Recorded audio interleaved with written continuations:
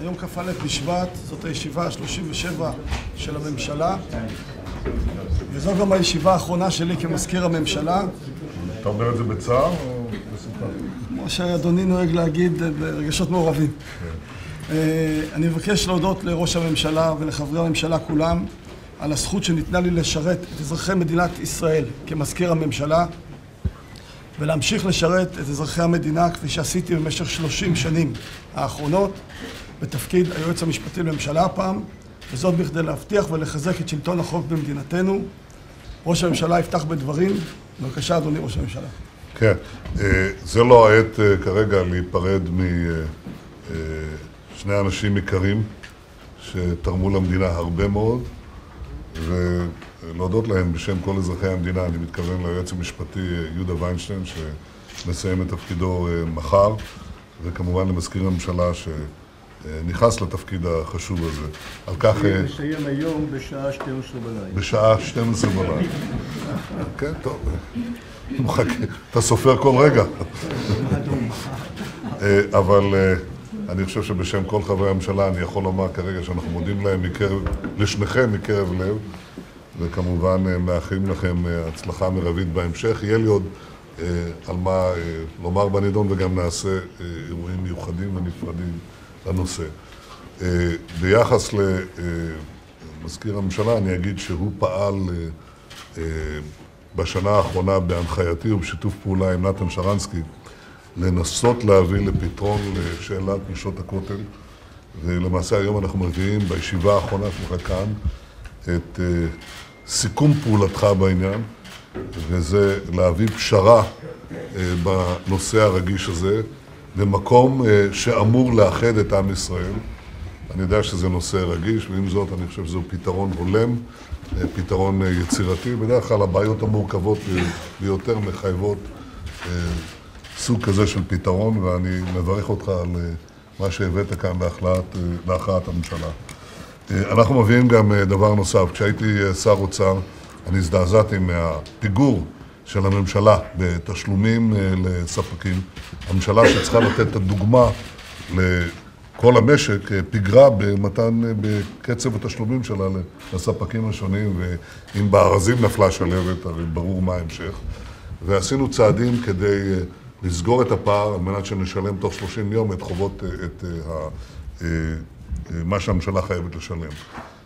הדבר הזה נפרם בהדרגה, ולכן אנחנו, שר הכלכלה בא ביוזמה מבורכת, שר הכלכלה אריה דרעי בא ביוזמה מבורכת לחזור לצמצם את הפער הזה ולהדגיש את המנהיגות הממשלתית המתחייבת במתן דוגמה. ואני מודה לך על המאמץ הזה. אני שר הכלכלה היום, בזמן עדיין מסוים, ולכן אני מאמץ בהתלהבות את הנושא. שר האוצר כמובן תומך בזה, ולכן אנחנו נביא היום את החלטה שתביא לכך שתשלומי הממשלה יתבצעו תוך 30 יום, וברשויות המקומיות תוך 45 יום. במקביל אתם ודאי שמעתם על הצעה שעלתה מחוגים צרפתיים לכנס ועידה בינלאומית עם איום בסופה, שאם היא לא תצליח, אז למעשה צרפת תאמץ במידה רבה את העמדה הפלסטינית. זה מהווה תמריץ לפלסטינים לבוא ולא להתפשר. הרי מהות המשא ומתן הוא פשרה, והיוזמה הצרפתית כפי שדווחה בעצם נותנת לפלסטינים מראש את הסיבות שלא לעשות כך. אני מעריך שתהיה התפכחות בנושא הזה. בכל אופן אנחנו נפעל על מנת שהתפכחות כאן, והעמדה שלנו היא מאוד ברורה. אנחנו מוכנים להיכנס למשא ומתן ישיר ללא תנאים מוקדמים וללא תנאים מוכתבים. אני מבקש לברך יוזמה בינלאומית אחרת, שהיה לי הכבוד להוביל אותה יחד עם שר האוצר דאז יובל שטייניץ, והמאמץ הזה היה להכניס את ישראל לארגון ה-OECD. ארגון ה-OECD מאגד את רבות מן הכלכלות המובילות בעולם, והוא מציב סטנדרטים חשובים לפעולה תקינה ומתקדמת של כלכלות מודרניות. אנחנו במהלך המגעים הללו יצרנו קשר עם ראש הארגון עם אנחל גוריה, שהוא ידיד נאמן של מדינת ישראל ושל כלכלות מתקדמות. ואני חושב שאחת הברכות זה הקשר עם אנחל, עם העובדה שהוא איש מקצוען ללא רבב, ואדם ללא משוא פנים, ואדם שאפשר ללמוד ממנו הרבה מאוד, מארגון שאפשר ללמוד ממנו הרבה מאוד. ולכן אנחנו מציינים היום 5 שנים לשיתוף פעולה פורה מאוד עם ארגון ה-OECD. הדוח הזה מציין לחיוב את העוצמה הכלכלית של ישראל, את הצמיחה הגבוהה, את האבטלה הנמוכה ואת האחריות התקציבית, שאנחנו כמובן גאים בהם. עם זאת הוא גם מצביע על פערים גדולים, פערים בין קבוצות אוכלוסייה, בעיקר בקרב הציבור החרדי והציבור של האזרחים הערבים בישראל.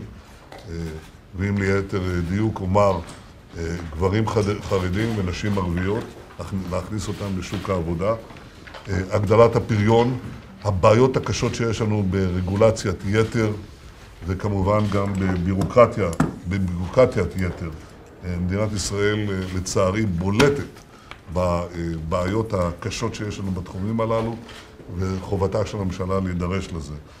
לעומת זאת, ה-OECD מאוד חיובי באשר למתווה הגז, שזה נושא כמובן אקטואלי, שדנו בו גם בפסגה המיוחדת שהייתה לנו בשבוע שעבר עם מנהיגי יוון וקפריסין. זה חלק חשוב מהציר המדיני והכלכלי של מדינת ישראל, וגם האספקת אנרגיה זולה מובטחת בעשרות השנים הקרובות למדינת ישראל. Angel, I just summarized your summary, but you're free to elaborate on this. I think the relationship between us has been especially productive, both personally, but also for us on a national level. It's very important for us to see best practices. I agree with just about everything that you say, except one thing. I believe that part of our growth has resulted from lower taxation and lower tax rates. And I think our tax rates are not too low. I think they're not low enough. And to the extent that we can lower them further, we shall lower them further. This is the one point of disagreement I have with you. Other things we agree. We cannot agree on everything, otherwise they'll accuse us of group thinking. But it's a special pleasure to welcome you here, and I give you the floor. Okay, thank you.